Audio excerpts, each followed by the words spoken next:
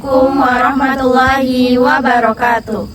Perkenalkan, kami dari kelompok 7 yang beranggotakan saya sendiri Regina Viola Putri dengan NIM 24354008 dan rekan saya Rif Demetriani dengan NIM 24354009 dan saya Salsabila Arifin dengan NIM 243544033. Dan saya Nurtama Rosida dengan NIM 24354006. Di sini kami akan memenuhi tugas proyek akhir mata kuliah Pendidikan Pancasila dengan dosen pengampu Bapak Dr. Junaidi Indrawadi MPD. Kami dari kelompok 7 mengambil tema tentang aktualisasi nilai demokrasi dalam kehidupan bermasyarakat, berbangsa, dan bernegara. Di sini kami akan mewawancarai salah satu masyarakat Desa Kolok Mudia yang bernama Bapak Syafrizal. Selamat menyaksikan. Demokrasi merupakan sistem yang menjunjung tinggi kebebasan, kesetaraan, dan penghargaan terhadap hak setiap individu. Dalam kehidupan bermasyarakat, berbangsa, dan bernegara, demokrasi ini bukan hanya sebatas sistem pemerintahan, tetapi juga nilai-nilai yang menjadi pedoman dalam berinteraksi.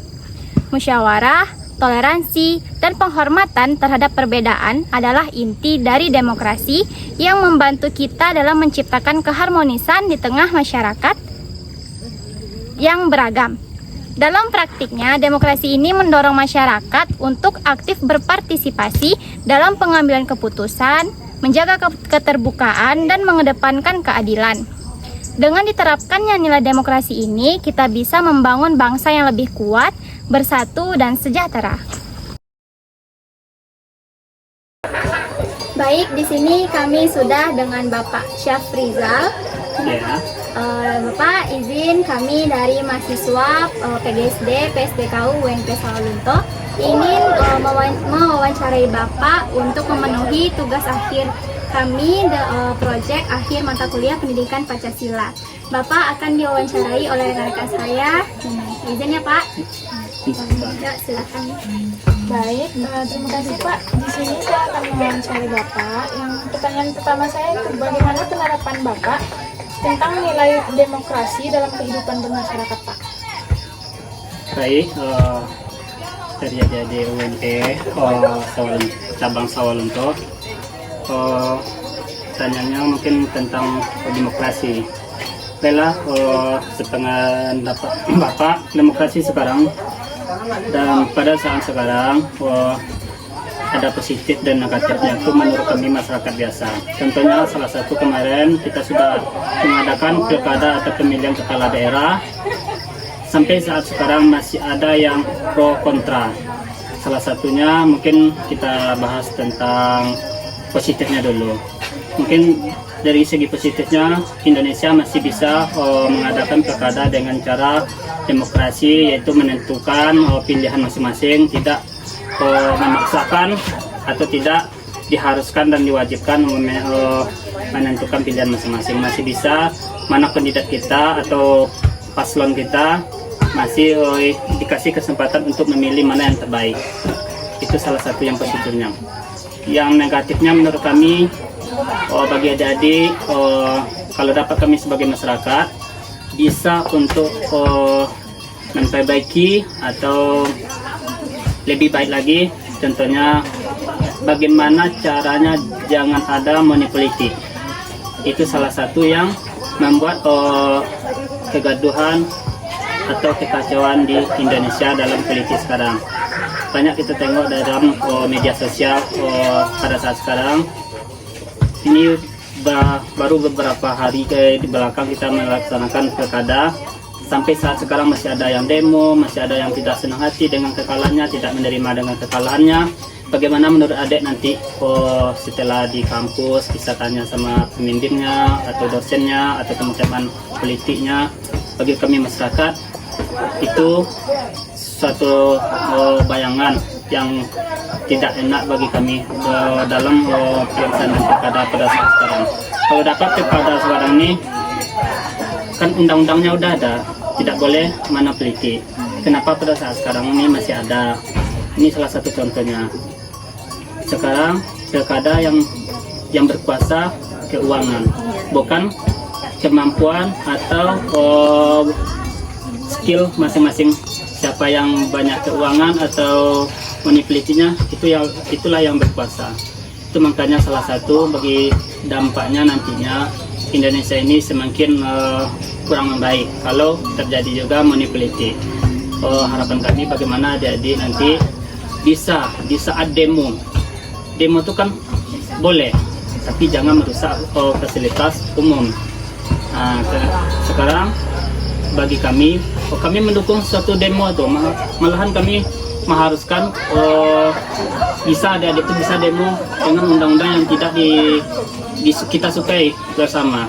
Tapi ada juga sarannya jangan merusak fasilitas masyarakat, fasilitas umum dan fasilitas masyarakat. Bagi adik-adik mungkin bisalah itu satu masukan dari kami masyarakat bagaimana nantinya merubah itu masalah 2035 sampai 2045 nanti adik-adik lah yang calon-calon pemimpin. Masih ada pertanyaan? Itulah dari kami. Kalau ada pertanyaan yang lain silakan. Tapi yang tadi mudah-mudahan adik-adik bisa memperjuangkan pertanyaan atau keluhan dari kami masyarakat. Pertanyaan selanjutnya, Pak, apa saja tantangan yang dihadapi dalam mengaktualisasikan nilai demokrasi di Indonesia saat ini? Ya, kalau tantangan sekarang ini itulah yang dinamakan dengan pemilihan serentak. Kalau tentang permasalahan atau tanggapan kami tentunya bagi Bawaslu, bagi KPU lebih tegas lagi dalam mengambil sikap tidak berpihak dan tidak, kalau dapat jangan sampai disogok atau dimimingkan dengan naiknya pangkat jabatan. Itulah sebab terutama kepada pengawas tentang pilkada atau pemilu, Bawaslu, KPU, kalau dapat adil. Itu menurut kami. Bagaimana adik-adik bisa memperjuangkan nantinya, mudah-mudahan adik-adik itu sukses, bisa jadi pemimpin. Dalam 2 tahun atau 3 tahun ini adik-adik bisa wisuda, bisa memperjuangkan jadi pemimpin yang baik, yang adil. Atau ada pertanyaan yang lainnya? Menurut Bapak, bagaimana solusi untuk mengatasi tantangan dalam implementasi nilai demokrasi tadi, Pak? Bagaimana? Bagaimana solusi untuk tantangan yang tadi, Pak? Kalau solusi bagi kami yang terutama kita harus menentukan bagaimana undang-undang tentang pilkada atau pemilihan kepala daerah betul-betul undang-undang itu kita manfaatkan. Undang-undang dan peraturan-peraturan yang telah ditentukan. Jangan sampai undang-undang ini kalah dengan manipulasi. Kembali kita kepada manipulasi. Intinya, kalau kita memiliki satu kepala daerah dan atau solusinya, inilah satu-satunya yang mengalahkan ilmu adalah keuangan. Bagaimana mengatasi? Nanti kalau bagi kami itulah solusinya, dan bagi adik-adik perjuangkan manipulasi ini dihilangkan, kalau dapat dihilangkan sehilang-hilangnya mungkin. Itulah mungkin dengan solusi bagi kami kan, supaya bisa pilkada, pemilihan daerah atau anggota dewan, perwakilan rakyat bisa berjalan dengan lancar. Ini cerita sedikit, kemarin pengalaman Bapak, kebetulan ada salah satu partai yang mengusung atau yang mengajukan untuk bercaleg. Tapi alhamdulillah tantangan itu Bapak ambil sebagai untuk pengalaman. Bapak kemarin di Partai PKB, alhamdulillah dari seleksi awal sampai seleksi akhir lolos untuk alhamdulillah bisa menjadi paslon, salah satu paslon. Alhamdulillah sampai pemilihan mencoblos. Inilah yang menjadi keberatan bagi kami kemarin, kalah dengan manipulasi ini. Alhamdulillah di kampung sendiri kita bisa kalah dengan manipulasi. Itulah kemarin alhamdulillah sebagai pengalaman bagi Bapak. Itulah seandainya manipulasi ini nantinya percuma kita yang walaupun kita punya pengalaman, punya pendidikan yang luas, terobosan yang bagus, kalau masih ada manipulasi mungkin kami biarlah orang-orang yang ada manipulasi itu yang akan mencalon nantinya. Harapan kami perjuangkan itu bagi adik-adik. Mudah-mudahan adik-adik UMP bisa atau mahasiswa lainnya nanti.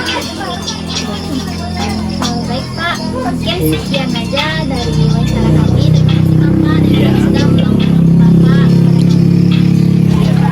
Sekian dari kami. Jika ada kesalahan, mohon dimaafkan. Kami pamit undur diri. Assalamualaikum warahmatullahi wabarakatuh.